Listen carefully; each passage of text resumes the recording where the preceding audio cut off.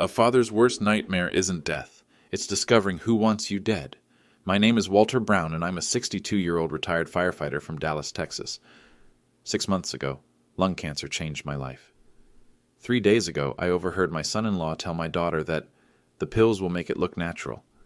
I thought he was talking about helping me die peacefully. I was wrong. He was planning something much worse. I didn't confront them. I didn't call the police. I grabbed my oxygen tank and walked out into the night, because sometimes the best weapon is letting people think you're weak.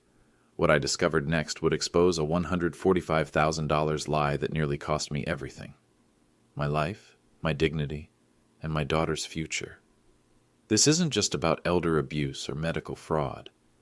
This is about what happens when someone tries to weaponize your family's love against you.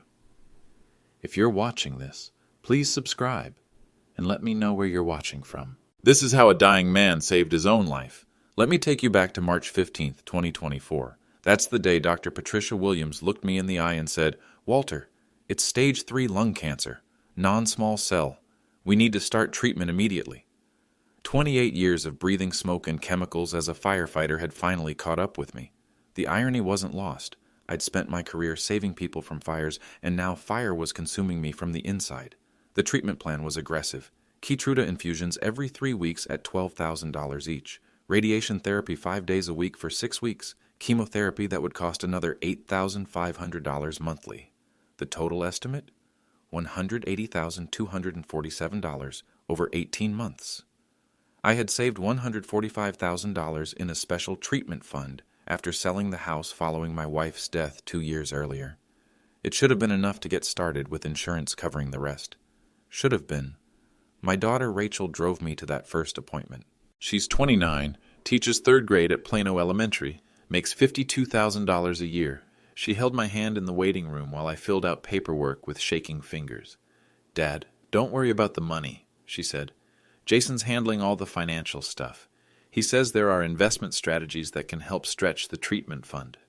Jason Taylor, my son-in-law, financial advisor at Sterling Wealth Management downtown, drives a BMW X5 with $950 monthly payments, wears a Rolex Submariner worth $11,500, always talks about maximizing returns and optimizing portfolios. I should have paid attention to that conversation, but I was focused on breathing with my new oxygen concentrator, a DeVilbiss 10L unit that costs $2,300 and sounds like a small engine running 24 hours a day.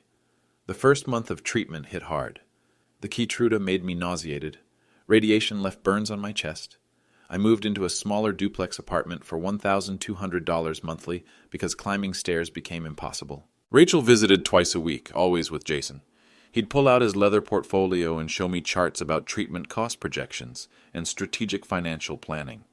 His voice carried that smooth confidence financial advisors perfect, calm, authoritative, just condescending enough to make you feel stupid for asking questions.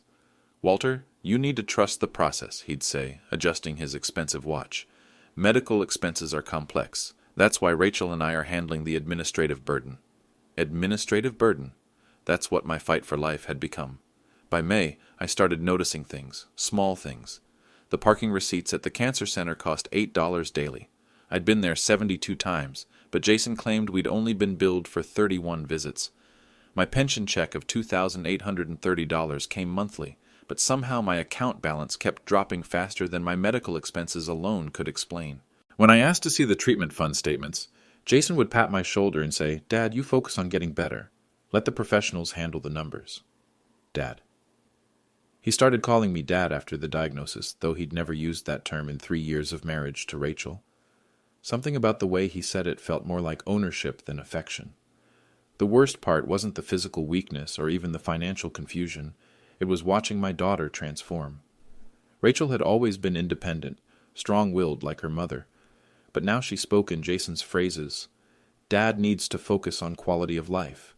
We can't let medical costs destroy the family's future. Sometimes letting go is the most loving choice." By early June, I was spending $850 weekly on supplemental oxygen, plus $3,200 monthly for chemotherapy my insurance wouldn't fully cover. My duplex felt like a medical facility, oxygen tanks, pill organizers, appointment calendars covering every surface. But I had no idea the money was already gone. and I definitely didn't know what Jason was planning to do about it. The first real warning sign came on June 8th during my weekly oncology appointment. Dr. Williams pulled me aside after reviewing my latest scans. "Walter, your insurance pre-authorization for next month's Keytruda was denied. They're saying the payments haven't been consistent enough to justify continued coverage." Inconsistent payments? I'd been meticulous about medical bills my entire adult life. 28 years with the fire department taught me to keep every receipt, document every expense. "There must be some mistake, Doc. Jason handles all the financial coordination. He assured me everything was current." Dr. Williams frowned at her computer screen. "According to our records, your account shows irregular payment patterns. Some weeks fully paid, others completely missed. It's creating red flags with the insurance company." That evening, I called Jason directly. Rachel was at a school board meeting, so it was just him and me for the first time in months. "Walter, insurance companies are bloodsuckers," he said, that smooth advisor voice in full effect. "They deny claims hoping people will give up. It's all about persistence and knowing how to work the system." "But Dr. Williams said the payments themselves were irregular." "Dad, you're stressed. Medical treatment is overwhelming. That's exactly why Rachel and I took this burden off your shoulders." There it was again. Burden. "Jason, I need to see the treatment fund statements. All of them." Silence stretched for 15 seconds, then, "Of course, I'll bring everything by this weekend. But Walter, I need you to trust that I'm protecting your family's financial future. Sometimes that means making difficult decisions about resource allocation." Resource allocation. I wasn't Walter anymore. I was a resource being allocated. After hanging up, I sat in my duplex surrounded by medical equipment and did the math I should have done months earlier. My oxygen concentrator, $2,300. Monthly oxygen supplies, $850. Chemotherapy drugs, $3,200. Keytruda infusions, $12,000 each. Radiation copays, $340 weekly. Even with insurance covering 70%, my out-of-pocket costs were running $8,400 monthly. Over 3 months of treatment, I should have spent approximately $25,200 from the treatment fund. But here's what scared me. I had no idea how much money was actually left. Jason controlled the checking account. Jason coordinated with insurance. Jason decided which treatments were cost-effective and which were unnecessary expenses. I'd handed over financial control because I trusted him to care about Rachel's future. Now I was wondering if Rachel's future was the only thing he cared about. That night, I called my pension fund directly to verify my monthly deposits. The representative confirmed my $2,830 checks were being deposited regularly into an account ending in 7,749. But I'd never seen an account number ending in 7,749. "Sir, can you confirm the account holder name?" "Walter Brown," I said. "I'm sorry, but our records show this account belongs to Jason Taylor, with Walter Brown as a secondary authorized user." My blood went cold. Jason had set up the account structure so my pension money flowed through him first. Every month for 6 months, my $2,830 had been going into his control before any medical expenses were paid. The next morning brought worse news. I called Sterling Wealth Management to schedule a meeting with Jason, but the receptionist's response stopped me cold. "I'm sorry, but Mr. Taylor is currently on administrative leave pending an internal review." Administrative leave. Financial advisors don't get placed on administrative leave for performance issues. They get suspended for compliance violations, unauthorized trading, or client fund irregularities. I spent that afternoon making phone calls to every medical provider who treated me. Oncology billing, $47,000 outstanding balance. Radiation oncology, $23,000 past due. Pharmacy, $8,900 unpaid invoices. Total unpaid medical bills, $78,900. If Jason had been making payments from my $145,000 treatment fund for 3 months, there should have been $119,800 remaining. Instead, providers were threatening to suspend treatment due to non-payment. The math was ugly, but clear.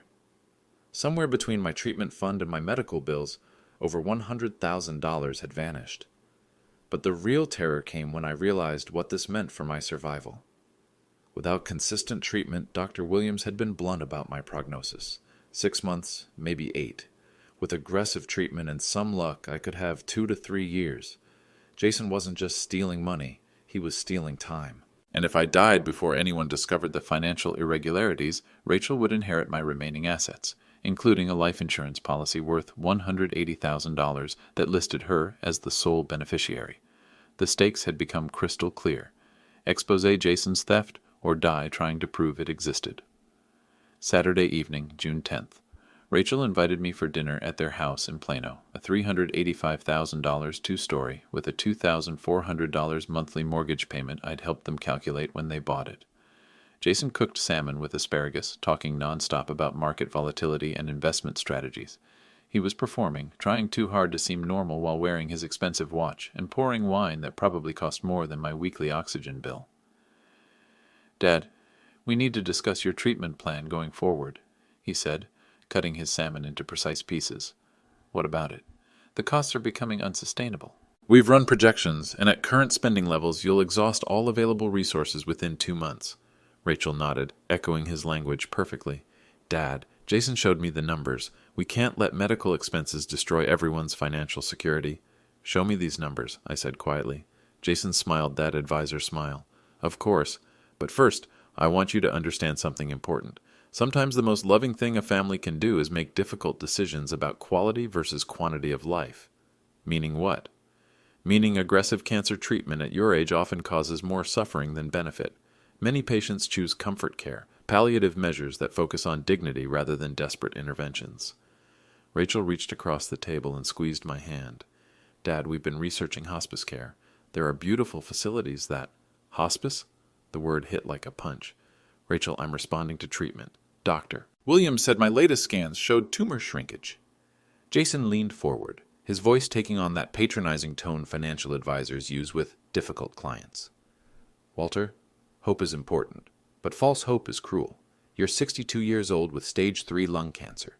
The 5-year survival rate is less than 30%. So you want me to give up?" "I want you to be realistic about resource allocation," Jason said, taking a sip of his expensive wine. "Every dollar spent on unlikely outcomes is a dollar stolen from Rachel's future. It's my money. Actually, Dad, it's family money. Rachel's inheritance, her financial security, her ability to have children someday, all of that depends on making smart decisions now." Rachel nodded again, those rehearsed phrases coming out perfectly. "Dad, we love you too much to watch you suffer unnecessarily." The conversation felt choreographed, like Jason had coached her on every response. My independent, strong-willed daughter was parroting financial advisor talking points about her father's life being too expensive to maintain. "I want to see the treatment fund statements," I said, setting down my fork. "Of course," Jason said smoothly. "But let me ask you something first. If you knew continuing treatment would bankrupt Rachel, would you still insist on every possible intervention?" "That's a hypothetical question." "No, Walter, it's the actual situation. Your medical expenses are running $11,000 monthly. The treatment fund will be depleted by August. Then what? Rachel takes out loans, mortgages her future, declares bankruptcy to pay for treatments that might give you 6 extra months? Rachel's eyes filled with tears. "Dad, I can't watch you suffer knowing we're destroying our lives trying to save yours." Jason reached over and took her hand, that protective gesture that looked loving but felt calculated. "Rachel's been having panic attacks about the financial pressure. She's losing weight, can't sleep. Your medical crisis is becoming her mental health crisis. So the solution is letting me die?" "The solution is accepting reality," Jason said, his voice hardening slightly. "You're not going to beat stage 3 lung cancer, Walter. The best-case scenario is extending your life at enormous cost to everyone who loves you. The worst case is bankrupting your family for 6 months of suffering." I looked at Rachel, searching for any sign of the daughter who used to challenge authority, who questioned everything, who never accepted easy answers. "Honey, is this really what you want?" She wiped her eyes with the cloth napkin. "Dad, I want you to be comfortable. I want your last months to be peaceful, not filled with hospital visits and chemotherapy sickness and financial stress." "What if I want to fight?" Jason answered before Rachel could respond. "Then you're being selfish. You're prioritizing your fear of death over your daughter's financial survival." The word selfish hung in the air like smoke from a house fire. In 28 years as a firefighter, I'd run into burning buildings to save strangers. I'd missed Rachel's school plays to work extra shifts that paid for her college tuition. I'd sold my house to cover her mother's cancer treatment without hesitation. Now my own son-in-law was calling me selfish for wanting to live. Jason, I've spent my entire adult life putting this family first. I know that, which is why I'm asking you to put family first one more time. Rachel squeezed my hand tighter. Dad, please, we can make your remaining time beautiful, peaceful. No more hospital visits, no more chemotherapy sickness, just quality time together. How much time are we talking about? Jason's mask slipped for just a moment, revealing something cold underneath. Does it matter? You're 62, Walter. You've had a good run. Most people never get to retire, never get to see their daughters married, never get to know they've lived a meaningful life. Most people don't get murdered by their families either. The silence that followed felt dangerous. Jason's jaw tightened almost imperceptibly. That's an ugly accusation, Dad. It's an ugly situation, son. But something in Jason's eyes told me I'd just crossed a line I couldn't uncross. I left Rachel's house that night with a sick feeling that had nothing to do with chemotherapy. The drive back to my duplex took 15 minutes, but I spent most of it thinking about something Jason had said. You've had a good run. Not, you're having a good run, or you will have more good times. Past tense. Like my run was already over. Back home, I sat in my recliner next to the oxygen concentrator and did something I hadn't done in months. I started thinking like a firefighter again. 28 years of emergency response teaches you to see patterns others miss. Smoke doesn't just appear randomly. Something's burning. People don't act desperate without reason. And financial advisors don't put themselves on administrative leave unless they're hiding something serious. I pulled out my old fire department notebook, leather-bound, edges worn from years of incident reports and equipment inventories. I'd kept detailed records of everything: equipment failures, safety violations, suspicious insurance claims, personnel issues. Now I started documenting everything I could remember about Jason's financial management. March 15th, cancer diagnosis. Jason offers to handle everything. March 22nd, treatment fund account transferred to Jason's management, April 8th. First missed payment noticed by oncology billing, April 30th. Insurance pre-authorization problems begin May 15th. Jason claims payment processing delays, June 8th, doctor. Williams reports irregular payment patterns, June 10th. Jason pushes hospice care, claims fund will be depleted by August. The timeline revealed something troubling. Jason had been managing my finances for 3 months, but payment problems started almost immediately. Either he was incompetent, or something else was happening to my money. Then I remembered something from my firefighter days. Captain Mike Anderson, my old chief, had retired last year, but now worked part-time with the State Insurance Commission investigating financial fraud. Mike had always said the same thing about suspicious insurance claims. Walter, when the money doesn't add up, start looking at who's handling the math. I hadn't spoken to Mike since his retirement party, but firefighters maintain connections. We look out for each other. I found his number and called, even though it was 9:30 p.m. Walter Brown, how the hell are you, brother? Been better, Mike. I've got lung cancer, but that's not why I'm calling. What do you need? I explained the situation, my son-in-law's financial management, the irregular payments, his sudden push toward hospice care, and his administrative leave from Sterling Wealth Management. Mike listened without interrupting, then asked pointed questions. What's his full name? Which firm? Do you have account numbers? Any documentation of the original fund balance? Jason Taylor at Sterling Wealth. And Mike, there's something else. He's been pushing my daughter to convince me to stop treatment. Tonight he basically said I was selfish for wanting to live. Walter, that's not financial advice. That's something else entirely. Mike promised to make some calls, but warned me to be careful. If your son-in-law is involved in client fund irregularities, and you're asking questions, you might be seen as a threat to his cover-up. After hanging up, I realized something important. I wasn't just a cancer patient anymore. I was potentially a witness to financial fraud. And if Jason had been stealing from my treatment fund, I probably wasn't his only victim. But here's what really scared me. If Jason had been stealing client money, and if I died before anyone discovered the theft, my death would solve multiple problems for him. No more questions about irregular payments. No more demands to see account statements. No more witness to testify about suspicious financial management. My cancer diagnosis hadn't just made me vulnerable to disease. It had made me the perfect victim for financial murder. I started thinking about evidence. What could I document? What could I record? What could I preserve to protect Rachel if something happened to me? 28 years of firefighting had taught me that small fires become big fires when nobody notices the smoke. But I was starting to smell something burning, and tomorrow I was going to start looking for the source. Monday morning, June 12th. I had my regularly scheduled Keytruda infusion at 10 a.m., but when I arrived at the Baylor Scott and White Cancer Center, the receptionist's expression told me everything I needed to know. "Mr. Brown, I need you to speak with our financial coordinator before we can proceed with treatment." The financial coordinator was a kind woman named Mrs. Patterson, who had been trying to help me navigate insurance complications for months. She led me to a small office that smelled like disinfectant and bad news. "Walter, I'm sorry, but your account is now $52,000 past due. We can't continue treatment without either full payment or a concrete payment plan. But Jason Taylor has been managing all financial arrangements. He told me everything was current." Mrs. Patterson pulled up my account on her computer screen. "According to our records, payments have been sporadic and insufficient since April. Several checks were returned for insufficient funds. Others were never submitted at all." She turned the screen toward me. The payment history looked like a patchwork of missed opportunities. $3,400 paid in March, $0 in April, $1,200 in May, $800 early June. This can't be right. I have $145,000 in a dedicated treatment fund. "Sir, we can only work with what we receive. If there's a problem with your financial management, you need to resolve it before we can resume treatment." I was scheduled to receive Keytruda that morning.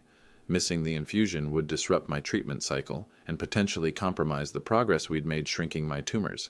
But without payment, they couldn't proceed. That's when Jason walked into the financial coordinator's office without knocking. "Sorry I'm late," he said, adjusting his expensive watch and carrying his leather portfolio. "Walter, I told you I'd handle this conversation." Mrs. Patterson looked confused. "Mr. Taylor, we weren't expecting you." "Walter gets overwhelmed by financial details," Jason said, sitting down and opening his portfolio with practiced authority. "That's why his family designated me to manage all medical billing coordination." I stared at him. "Jason, how did you know I was here?" "Rachel mentioned your appointment. I figured we'd need to have this conversation eventually." He turned to Mrs. Patterson with that smooth advisor confidence. "Here's the situation. Walter's treatment fund has been depleted faster than anticipated due to unexpected costs and insurance complications. We're now looking at alternative funding sources." "Depleted?" I said. "Jason, I started with $145,000 3 months ago." "Dad, medical expenses are complicated. Insurance delays, co-payment changes, supplemental treatments, costs add up quickly." Mrs. Patterson interrupted. "Mr. Taylor, we've only received $5,400 in payments over 3 months. For the treatments, Mr. Brown has received, his portion should have been approximately $25,000. Jason didn't miss a beat. "That's exactly the problem. Walter's been making additional payments directly to providers without coordinating through our centralized system. It's created accounting discrepancies." I felt something dangerous building in my chest. Not cancer, but rage. "Jason, I haven't made any direct payments. You've been handling everything." "Walter, your memory has been affected by chemotherapy. That's normal, but it's why family members need to manage complex financial arrangements." He was gaslighting me in front of witnesses, using my cancer treatment as an excuse to dismiss my concerns. But what made it worse was watching Mrs. Patterson nod sympathetically, as if she'd seen this scenario before. Confused cancer patients, well-meaning family members, financial complications. "Perhaps we should schedule a 3-way meeting with all parties," Mrs. Patterson suggested. "We can review account records and develop a sustainable payment plan."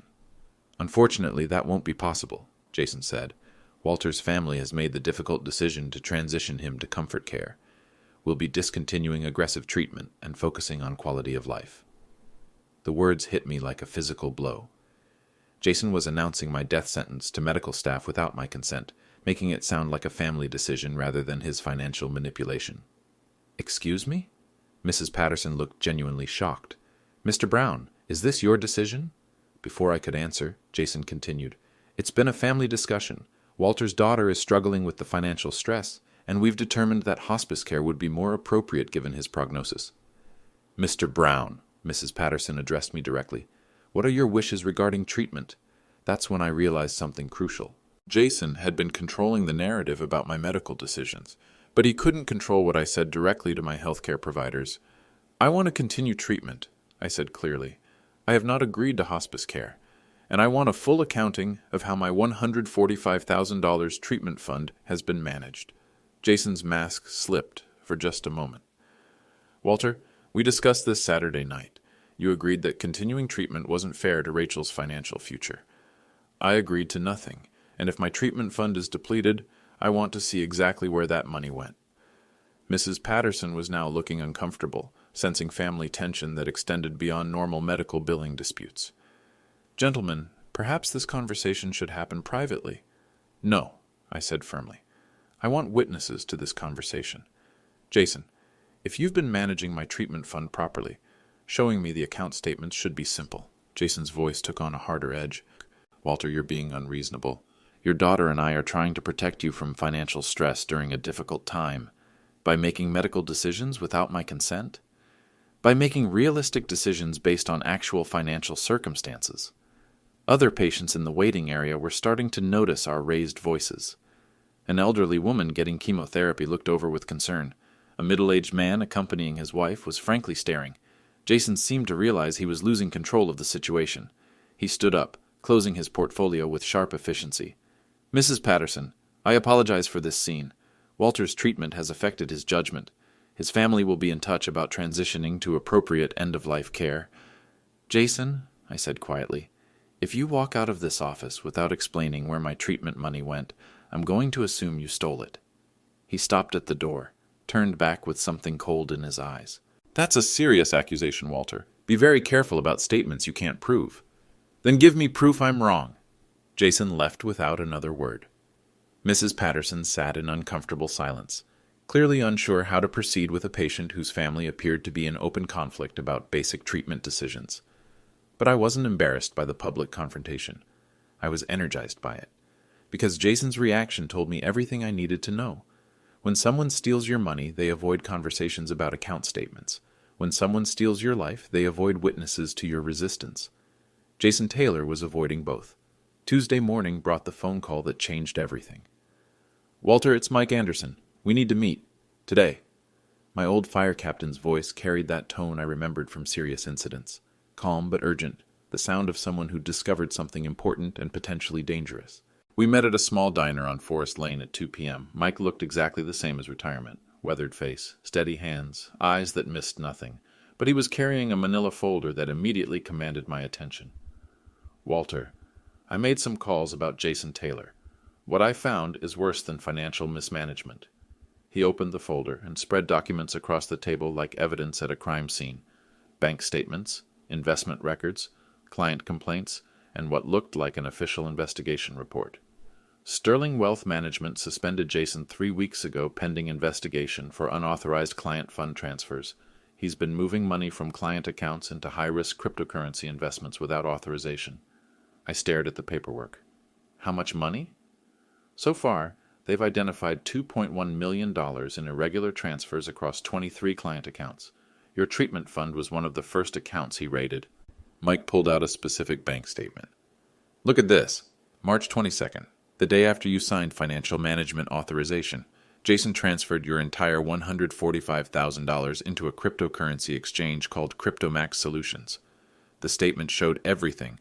Initial deposit $145,000. Investment in something called Mooncoin Futures. Current value, $8,247. He gambled away my cancer treatment money on cryptocurrency? Gets worse. Look at this timeline. Mike spread out more documents. March 25th, first crypto losses begin.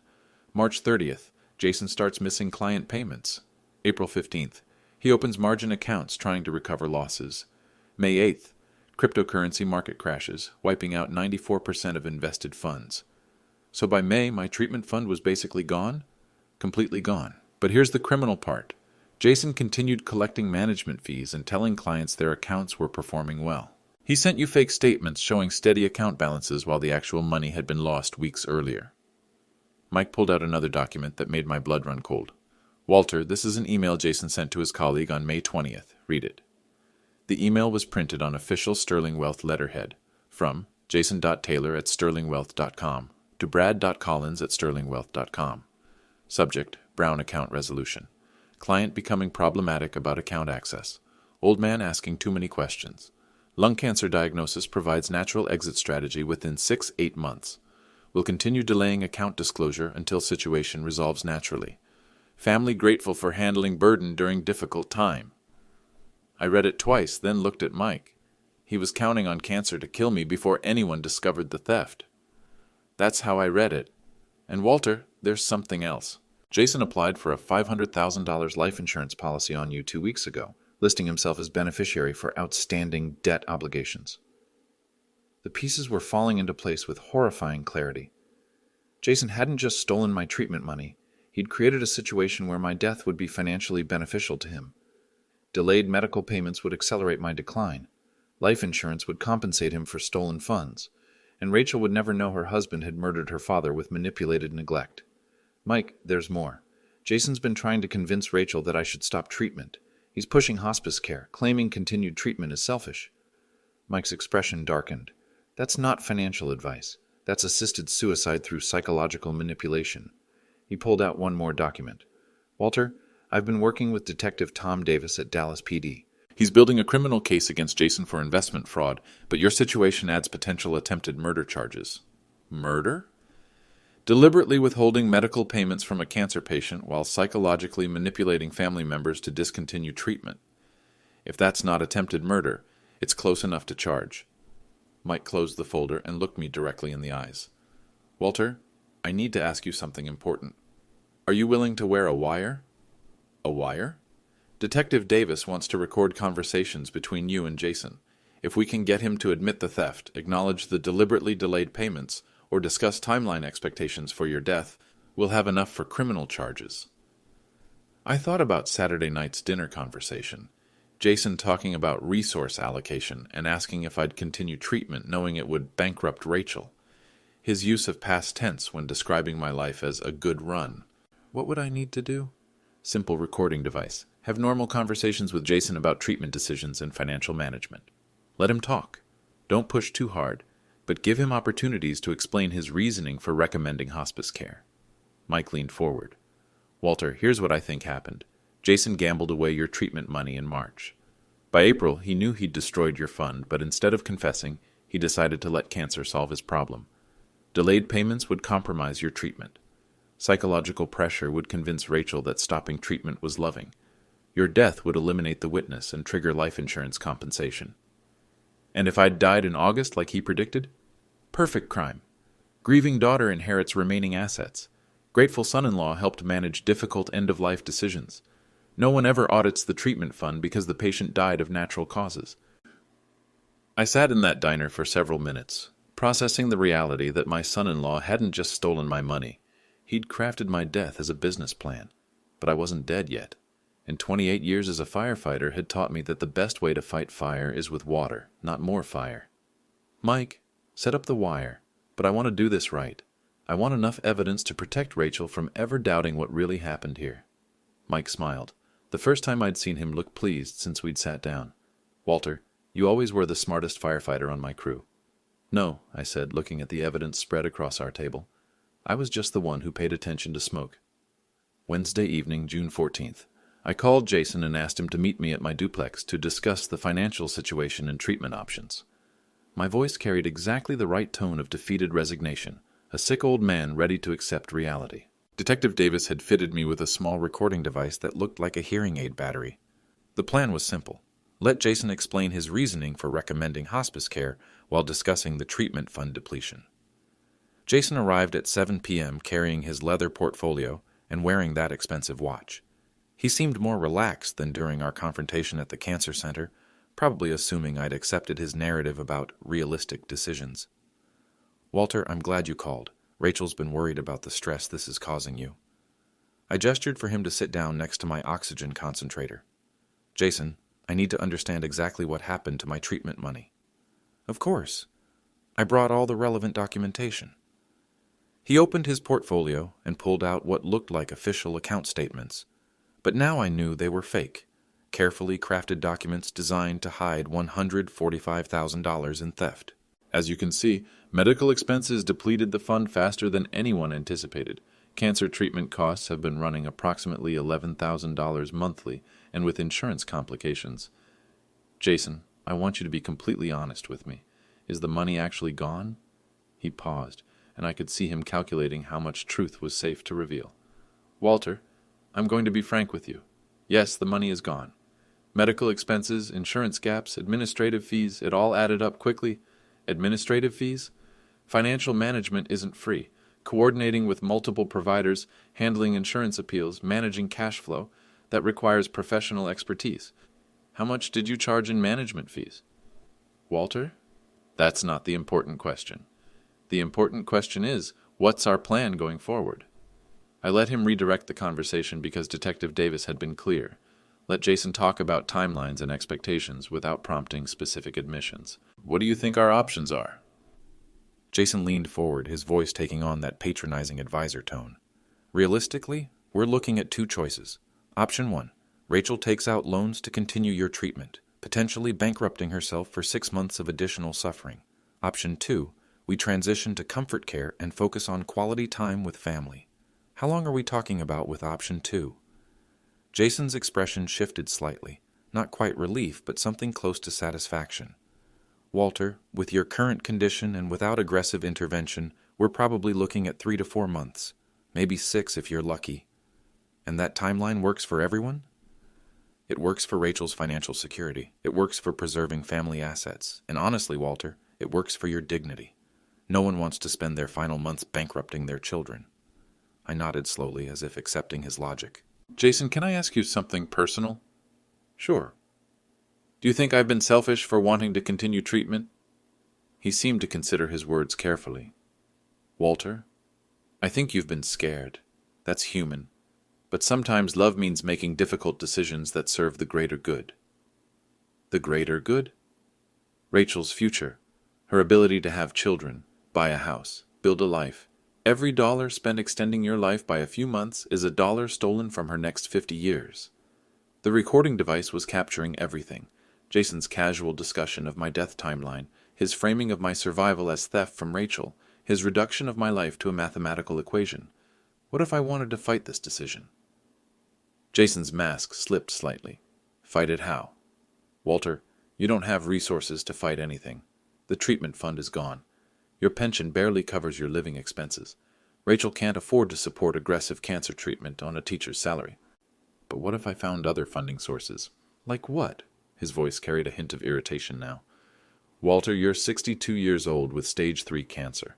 Banks don't loan money to dying men. Insurance companies deny claims. Charity funds have waiting lists longer than your life expectancy. So you're saying I have no choice but to die on your timeline?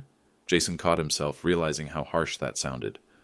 I'm saying you have a choice between dying poor and bitter or dying with dignity while preserving your family's future. And if I chose to keep fighting? Then you'd be destroying Rachel's life out of selfish fear. And Walter, I won't let you do that to my wife. There it was, the threat barely concealed behind financial logic. Jason wasn't just managing my medical decisions. He was prepared to enforce them. Jason, I have one more question. If something happened to me sooner rather than later, what would happen to Rachel financially? She'd be fine. Better than fine, actually. Your life insurance would eliminate any outstanding medical debt, plus provide some cushion for her future. How much life insurance? Enough to handle everything. Walter, that's why I've been trying to help you see the bigger picture. Your death doesn't have to be a financial catastrophe for Rachel.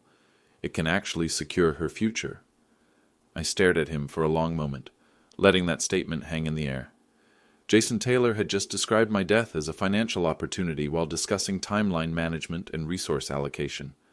So if I agreed to hospice care, how quickly would that process move? We could have you in a facility within a week, comfortable, pain-free, surrounded by people who understand end-of-life care. Rachel could visit daily without the stress of treatment schedules and medical bills. And you think that's the right choice? Jason leaned back, his voice softening into what he probably thought was compassionate guidance. Walter, I think it's the loving choice. Sometimes the greatest gift a parent can give their child is freedom from guilt about impossible decisions. I nodded slowly, as if he'd finally convinced me. Thank you for being honest with me, Jason. Of course, Walter. That's what family does. After he left, I sat in my recliner next to the oxygen concentrator and thought about that last statement. Family. Jason Taylor had spent 45 minutes explaining why my death was financially beneficial, emotionally healthy, and morally necessary for everyone involved. But he'd made one critical mistake. He'd forgotten that family doesn't usually discuss life insurance benefits while planning funeral timelines. Detective Davis would find that conversation very interesting indeed. Thursday, June 15th, 8:30 a.m. Detective Tom Davis called me with news that would change everything. Walter, we've got him. The recording from yesterday gave us enough for criminal charges, but there's more. Jason Taylor was arrested this morning at his home. I sat down heavily in my recliner. After months of feeling powerless, the speed of justice felt surreal. What are the charges? Investment fraud, elder abuse, and conspiracy to commit insurance fraud. The DA is also considering attempted murder charges based on the deliberately delayed medical payments. What about the other victims? 23 clients total, $2.1 million in unauthorized transfers. Some people lost their entire retirement savings. Others had their children's college funds gambled away on cryptocurrency speculation. The scope of Jason's fraud was staggering. My treatment fund was just one piece of a much larger criminal enterprise. Detective Davis, what happens now with my medical treatment? That's the good news, Walter. Sterling Wealth Management is liquidating remaining assets to compensate fraud victims. You won't recover the full $145,000, but their insurance policy should cover approximately $89,000. Combined with the criminal restitution order, you'll have enough to resume treatment.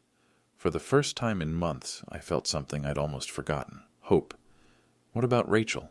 That's more complicated. She'll need time to process that her husband was planning your death as a business strategy. But Walter, she wasn't involved in the fraud. Jason manipulated her just like he manipulated you. That afternoon, Rachel arrived at my duplex. She looked devastated.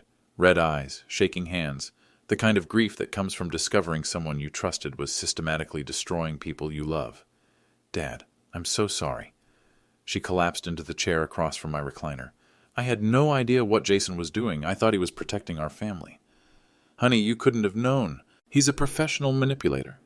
But I should have questioned him when you asked to see the account statements. I should have supported you when you wanted to continue treatment. Instead, I repeated his talking points about being realistic and not being selfish. Rachel started crying. Deep, wrenching sobs that seemed to come from months of suppressed doubt and confused loyalty. Dad, he convinced me that loving you meant letting you go. He made it sound noble and necessary. I actually believed that pushing you toward hospice was the kindest thing I could do. I reached over and took her hand. Rachel, Jason is very good at making people believe his lies.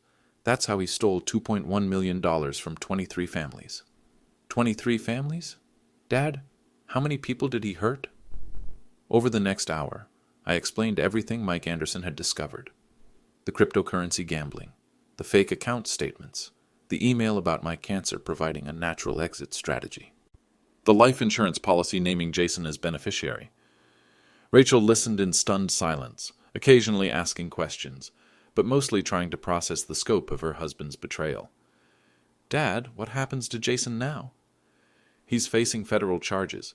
With the evidence Detective Davis collected, he's looking at 15 to 20 years in prison. Good, she said quietly. I know I should feel sad about my marriage ending, but mostly I feel angry. He tried to kill my father for money he'd already stolen. The next few weeks brought a parade of legal proceedings, media attention, and family healing conversations. The Dallas Morning News ran a front-page story about the Sterling Wealth Management fraud on June 18th. Local financial advisor charged in $2.1 million elder abuse scheme. Jason's photograph appeared next to details about his theft and attempted murder charges. Dr. Williams resumed my treatment schedule once the insurance issues were resolved. My Keytruda infusions continued every 3 weeks. The radiation therapy resumed on an accelerated schedule to compensate for the delay. Most importantly, my latest scans showed continued tumor shrinkage. By July, I'd gained back 15 pounds and was breathing more easily. The oxygen concentrator still ran constantly, but I needed supplemental oxygen less frequently during daily activities. Rachel filed for divorce on July 8th. She also started seeing a therapist to process the psychological manipulation she'd experienced. Dad, I need to understand how I let someone convince me that your death was a loving choice. Jason Taylor pleaded guilty on August 22nd to avoid trial. He was sentenced to 18 years in federal prison and ordered to pay $2.1 million in restitution to his victims. During his sentencing hearing, I was allowed to make a victim impact statement.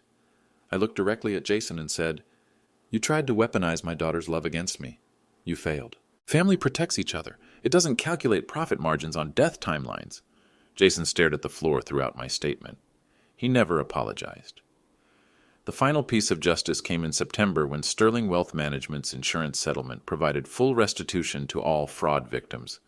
My treatment fund was restored to $145,000, plus interest and legal fees. But the real victory was much simpler. I was still alive to fight. Today is October 14th, 2024, 4 months after Jason Taylor was sentenced to federal prison, and I'm sitting in my oncologist's office receiving the best news I've heard all year. "Walter, your latest PET scan shows no detectable cancer activity. The tumors have responded better than we hoped to the combination therapy." Dr. Williams smiled as she showed me the scan images. "I won't use the word remission yet, but your response to treatment has been remarkable. Whatever motivated you to keep fighting clearly worked." I thought about her words as I drove home to my duplex. What motivated me to keep fighting wasn't hope or determination or even love of life. It was the simple refusal to let someone else decide when my story would end. Rachel visits twice a week now, but our relationship has changed in important ways. She no longer treats me like a fragile patient who needs protection from difficult decisions. Instead, she asks direct questions about my treatment, my prognosis, and my plans. "Dad, I need you to promise me something," she said during yesterday's visit. "If you ever get scared about medical expenses or treatment decisions, talk to me directly. Don't let anyone else manage those conversations. What if I become unable to make decisions myself? Then I'll make them based on what you want, not what's convenient for other people." We've established new boundaries around family financial decisions. Rachel has power of attorney for medical decisions, but only after consulting with me directly.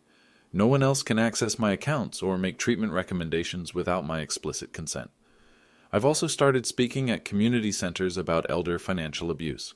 Mike Anderson and Detective Davis helped me develop a presentation called Smoke Signals, Recognizing Financial Manipulation Before It's Too Late.